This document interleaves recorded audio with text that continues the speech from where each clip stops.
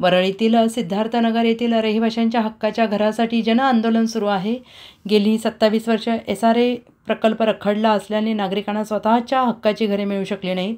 हक्काच्या घरासाठी मनसेच्या नेतृत्वाखाली लढा होत आहे आणि संबंधित विकासक येऊन हा प्रकल्प लवकरात लवकर पूर्ण करण्याचं आश्वासन मिळत नाही तोपर्यंत ठिय्या आंदोलन सुरू ठेवण्याचा निर्धार आंदोलकांनी केला आहे। या आंदोलनात महिला पुरुष मोठ्या संख्येने उपस्थित आहेत।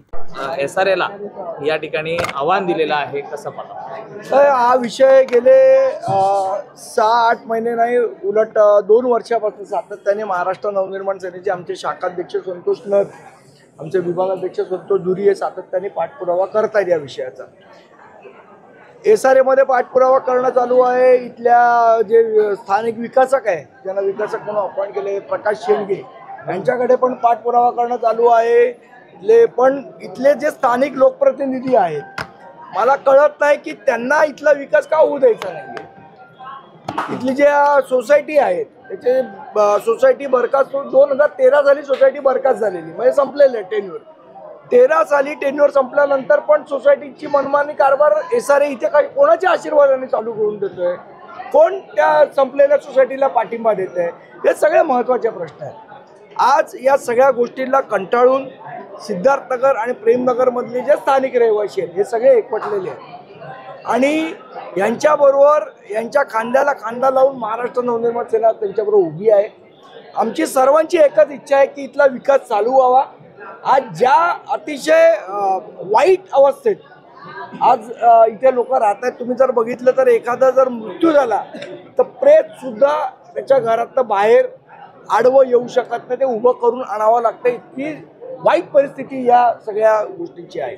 एवढं असून इथे लोकप्रतिनिधी द्यायला लक्ष द्यायला वेळ नाही, SRAच्या अधिकाऱ्यांना वेळ नाही, म्हणून आज आम्ही हे आंदोलन केलं। या आंदोलनात आज इशारा दिलेला आहे की लवकरात लवकर आठवड्याभरात 1.5 आठवड्याभरात त्यांनी याच्यावर कारवाई करावी, अधिकाऱ्यांनी मध्यस्थी करावी, नाही तर पुढचं आंदोलन हे SRAच्या कार्यालयामध्ये असेल आणि त्याची सर्वस्वी जबाबदारी ही शासनाची आणि SRAची असेल। 8 दिवसाचा अल्टिमेटम तुम्ही दिलेला आहे आणि यामध्ये राजकीय हस्तक्षेपाचा आरोप करताय, काय नेमकं कुठे अडलंय? SRAच्या अधिकाऱ्यांची भूमिका नाही। आज जी सोसायटी याला सगळ्याला आडकाठी घालते, आज 4 महिन्यापूर्वी आम्ही SRAच्या अधिकाऱ्यांबरोबर बैठक घेऊन तिथे प्रशासक नेमला होता। त्या प्रशासकाला स्टे आणण्याचं काम इथली जी एक्सपायर्ड सोसायटी आहे, इल्लिगल सोसायटी आहे, त्यांनी केलेलं आहे। त्यामुळे आणि त्यांना मग पाठिंबा कोण देतात? इथले स्थानिक लोकप्रतिनिधी देतात। त्यामुळे आता पुढचा धावा जो आहे आमचा तो SRAच्या अधिकाऱ्यांवर असेल, SRAच्या बिल्डिंगमध्ये असेल। जोपर्यंत आम्हाला घर मिळत नाही तोपर्यंत SRAचे अधिकारी पण मग घरी जाणार नाही। स्थानिक आमदार पण लक्ष देत नाही असं तुम्ही आता भाषणातही म्हणाला। स्थानिक आमदारांची भूमिका त्यांनी व्यवस्थित बजावली नाहीये, इथे आलेले पण नाहीयेत।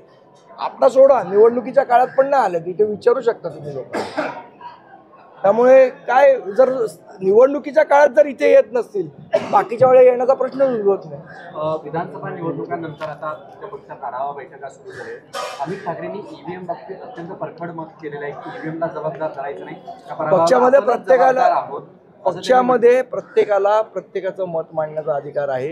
अमित साहेब ठाकरे आमचे नेते आहेत, त्यांनी त्यांचं मत मांडलेलं आहे। महाराष्ट्राचे सर्वमान्य दैनिक समर्थ गावकरी अहमदनगर, पुणे, नाशिक, जळगाव, धुळे, नंदुरबार, सोलापूर, कोल्हापूर, सांगली, सातारा, मुंबई, ठाणे, पालघर, रत्नागिरी, रायगड, सिंधुदुर्ग, नांदेड, उस्मानाबाद, बीड, औरंगाबाद, नागपूर, गडचिरोली, भंडारा, गोंदिया, अकोला, यवतमाळ, बुलढाणा येथून एकाच वेळी प्रसिद्ध होणारे एकमेव दैनिक, सर्वसामान्य जनतेचे खुले व्यासपीठ।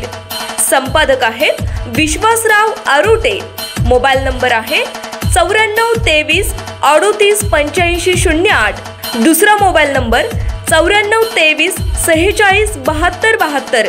तिसरा मोबाईल नंबर 75 88 15 0001। वेबसाईट आहे sgavkari.com। मेल आयडी आहे aklgavkari@gmail.com।